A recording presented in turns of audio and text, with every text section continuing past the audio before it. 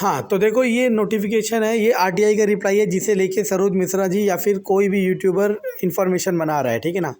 मैं आपको क्या कह रहा हूँ, आरटीआई अगर आप भी कोई भी आरटीआई डालोगे तो उसका भी रिप्लाई ज़रूर आएगा, ठीक है ना। उसका भी रिप्लाई ज़रूर आएगा और आरटीआई का रिप्लाई हमेशा पॉजिटिव ही रहता है। मतलब अगर आप किसी सिस्टम से पूछोगे कि इतने टाइम से वैकेंसी नहीं आ रही, कब आएगी, तो ज़रूर कहेंगे कि हाँ वैकेंसी की प्रोसेस स्टार्ट कर दी है, ठीक है ना। तो ये आरटीआई का रिप्लाई है, आप देख सकते हैं, ठीक है ना, जो कि एज अ प्रूफ सर्कुलेट हो रहा है।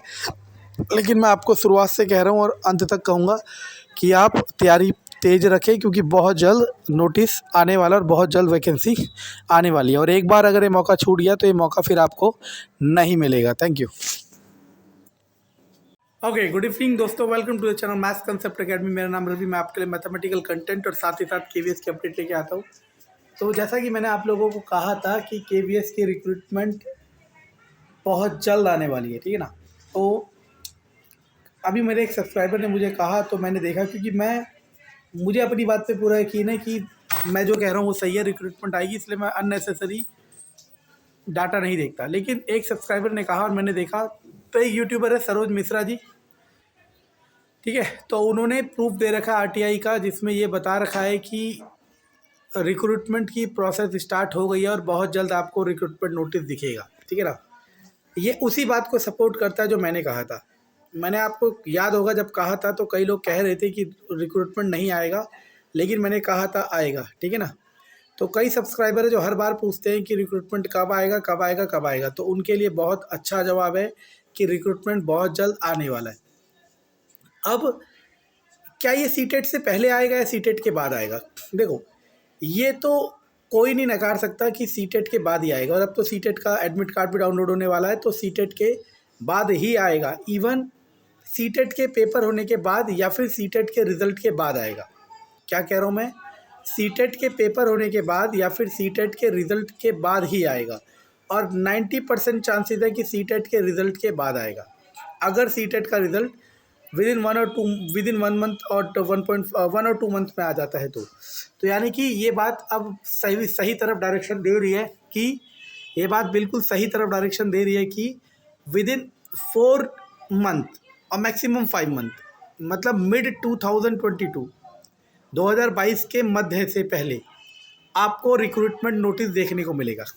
अब कई बच्चे ये पूछते हैं कि सर अगर 2022 के मिड से पहले रिक्रूटमेंट नोटिस देखने को मिलेगा तो हमें जॉइनिंग और बाकी सारे प्रोसीजर कब होंगे? तो इसको मैं बता देता हूँ, सुनना।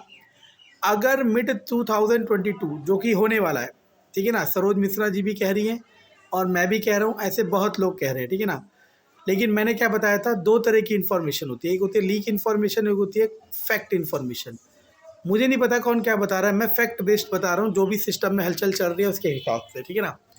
तो रिक्रूटमेंट आने वाला है, अगर मिड 2022 से पहले रिक्रूटमेंट आ गया या मिड 22 तक रिक्रूटमेंट आ गया, तो सुनना मैं क्या कह रहा हूँ। 2022 एंड होने से पहले 2022 एंड होने से पहले आपको ज्वाइनिंग मिल जाएगी। 2022 एंड होने से पहले आपको ज्वाइनिंग मिल जाएगी, जिसको भी, और उसी को मिलेगी जिसका क्वालिफाई होगा और रिटर्न और इंटरव्यू दोनों हो जाएगा, ठीक है ना। और जो वेटिंग लिस्ट आएगी, जिसे फर्स्ट वेटिंग लिस्ट कहते हैं, वो आएगी। सुनना मैं क्या कह रहा हूँ, इस वाली रिक्रूटमेंट की जो फर्स्ट वेटिंग लिस्ट आएगी वो आएगी 2023 जुलाई के बाद। इतनी बड़ी बात कह रहा हूँ और ये बात आप इमेजिन भी नहीं कर सकते और कोई कहेगा भी नहीं। पता है क्यों? क्योंकि मैंने कहा था ना, बड़ा इंस्टीट्यूट क्या करता है, बड़ा यूट्यूबर क्या करेगा, वो पैटर्न को ट्रेस नहीं करता। वो क्या करता है, वो लीक इन्फॉर्मेशन या फिर कहीं से हिंट मिलने के बाद चीज़ें बताता है। और मैं बता रहा हूँ पैटर्न के हिसाब से और फिर जो भी केवीएस का सिनेरियो है उसके हिसाब से। 2022 मिड में नोटिफिकेशन आ जाएगा, पेपर सब होने के बाद 2022 लास्ट तक आपको जॉइनिंग मिल जाएगी, जो भी जॉइनिंग पाएगा। और जो इसकी वेटिंग लिस्ट आती है वो पहली वेटिंग लिस्ट आएगी 2023 जुलाई के बाद, मतलब जुलाई अगस्त कह रहा हूँ। ऐसा क्यों कह रहा हूँ, इसका भी एक रीज़न है। क्यों रीज़न है समझ लो। क्योंकि इसमें क्या होता है, जो साइकिल होता है ना, वो 30 जून से 30 जून का होता है। तो वो साइकिल जो होता है 30 जून से 30 जून का होता है, और 30 जून से 30 जून का साइकिल केवीएस चाहता है कि इतनी जल्दी पूरा ना हो, इसलिए वो जॉइनिंग जो देता है वो 30 जून के बाद की देता है। इस बार भी जब आपको जॉइनिंग मिलेगी तो 30 जून के बाद की ही मिलेगी, और यही इसका तरीका है और यही इसका स्टाइल है। क्यों? क्योंकि अब आप मानो 30 जून के बाद 1 जुलाई को आपको ज्वाइनिंग मिली, तो 1 जुलाई से अगले 30 जून तक आपका 1 ईयर वर्किंग काउंट नहीं होगा, मतलब आपकी सर्विस में काउंट होगा। केवीएस जहाँ भी ट्रांसफ़र के लिए हो, चाहे कोई भी प्रोसेस हो, वहाँ पे ट्रांसफ़र के लिए केवीएस कहता है 30 जून से 30 जून का 1 कंप्लीट साइकिल ईयर होना चाहिए। अगर आपने 1 जुलाई को ज्वाइन करा है तो आपका 1 साइकिल ईयर काउंटेड नहीं होगा, ठीक है ना। तो जो भी बच्चा सीरियस एस्पायरेंट है, बहुत तेज़ी से तैयारी से स्टार्ट कर दे, क्योंकि वैकेंसी आने वाली है, कोई डाउट नहीं है और कोई दो राय नहीं है, ठीक है ना। क्योंकि ये मौका निकल गया तो इसके बाद आप नहीं कह सकते कि क्या होगा। और रही बात, बच्चे मुझसे पूछ रहे कि रिक्रूटमेंट रूल चेंज होगा कि नहीं होगा।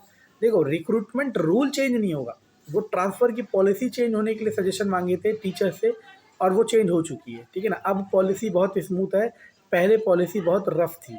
अब स्मूथ पॉलिसी से ज़्यादा पार्टिसिपेंट इसमें पार्टिसिपेट करेंगे और इस प्रोसेस को बहुत हेल्दी कंपटीशन बनाएंगे, ठीक है ना। इसलिए आपको बहुत मेहनत करनी है और ज़रा सा भी संकोच नहीं करना है, दाएँ बाएँ बिल्कुल भी नहीं सोचना है, सिर्फ और सिर्फ मेहनत करनी है, क्योंकि इस बार नहीं तो कभी नहीं, ठीक है ना। Thank you.